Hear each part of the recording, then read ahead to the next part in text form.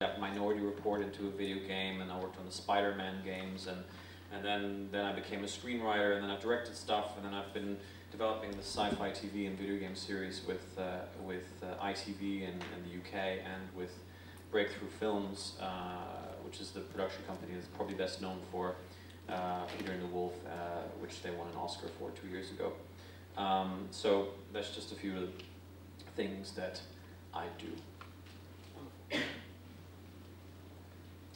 Okay, I'll continue. I mean, we wanted to talk about what is cross-media, what is transmedia, multi-platform, whatever you want to call it. What does any of that mean? And I think from personal experiences, I can probably tell you what it doesn't mean and what horrendous mistakes are made on the way to multi-platform franchises.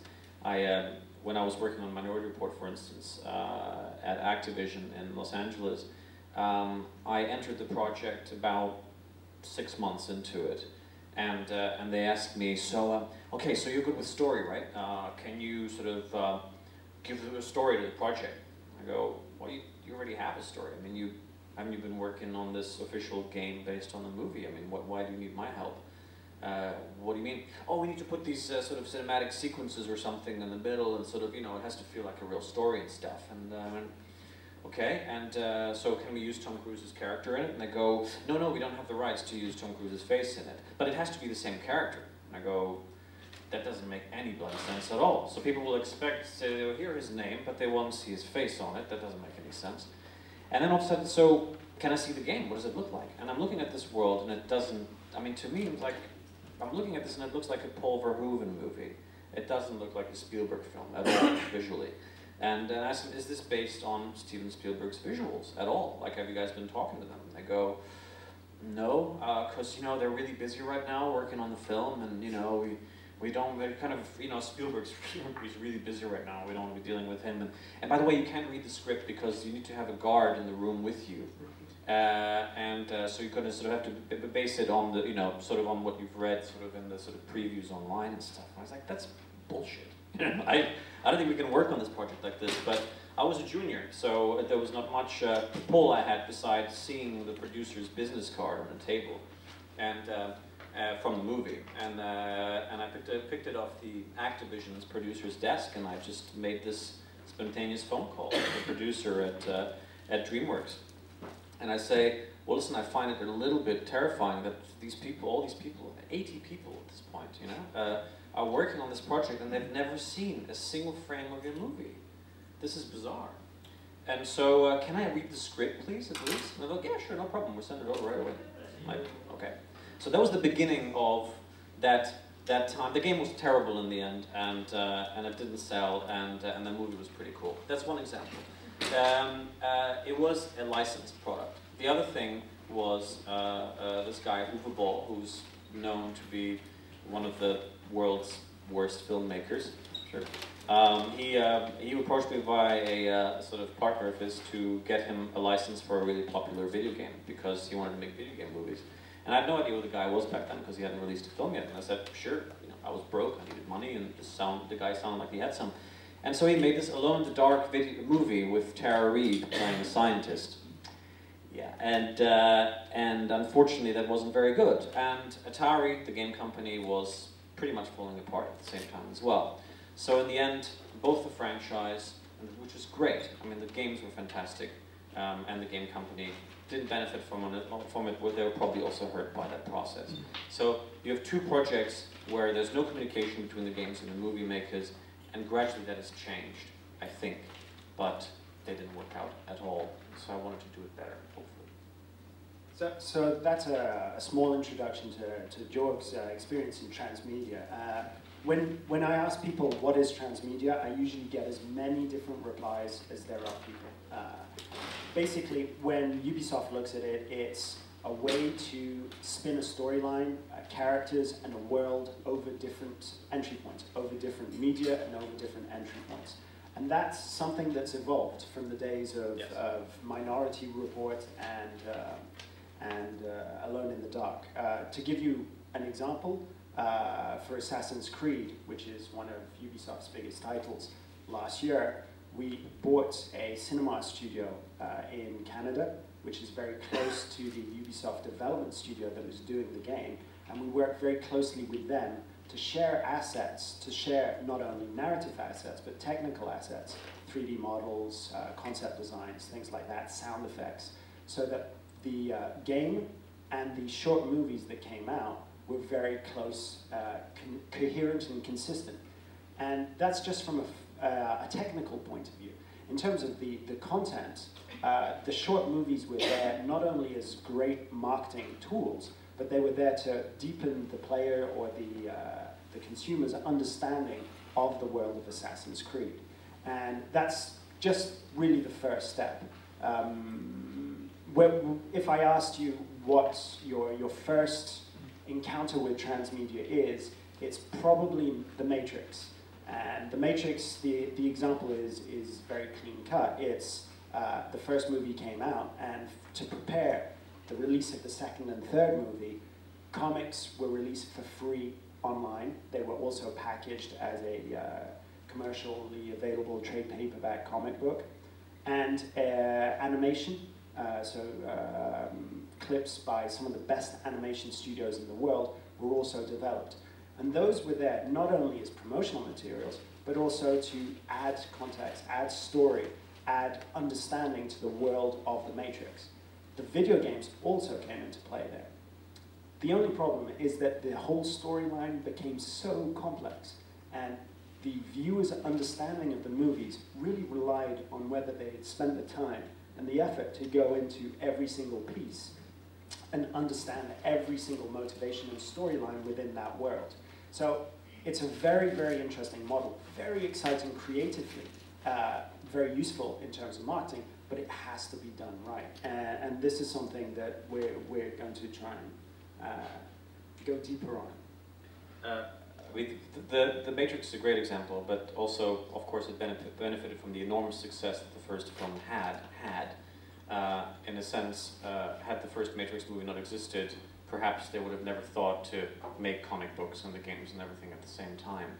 Now, to endeavor to do that from ground up, to actually conceive a project from ground up to be a transmedia project, that's obviously the next step. But we'll get to that as well. But with Assassin's Creed, for instance, would you agree that perhaps you were, they are still marketing projects, aren't they? I mean, with Assassin's Creed, it was not, you didn't set out to make a standalone film that would work, not just as part of the Assassin's Creed universe, but also would work on its own as a very, very strong movie. Actually, it was conceived to be a promotional clip, a promotional asset, but the initial idea is to create great entertainment and a good story and enough context to make you want to explore the world, the characters a little bit more. So really, at least for Ubisoft, the approach there was both in terms of content and in terms of marketing, for sure, and also the technical side of things. So really exploring how we could create synergies between an effects studio, a cinema studio, and the video game development process. I'm actually curious to hear from people in the audience, like what you think. Name just one example each, if you can, of a successful transmedia project. I think it would be interesting to take a look back at the development of the Star Wars universe, because I think it was one of the first transmedia universes that worked. And the interesting thing was that there was a lot of fan input over the years. So that after, I think, around 15 years, the series was resurrected again in novels and comic books, 15 years after the release of the last parts of the original trilogy. So I would be interested in what kind of input is there from the community in the transmedia franchise, and also if you have these ambitions to deliver the content across different platforms, for example, a game and a comic book. So are those products treated equally, and then taking a look back at the project 5 years later, you read the comic and play the game, or are the products only ancillary and you have only the game and the comic is only a kind of promotional tool? For me personally, I can't speak for Julian and for Ubisoft. for me personally, I'm not interested in working on a project unless every single element that goes into it stands on its own. Games, movies, television, books, every single form has its own rules and essentially its own language. Of course, within that you have different personalities, you have different dialects, so to speak, but a good movie adheres to certain rules. A good video game needs to have gameplay. A good movie has to have excellent storytelling.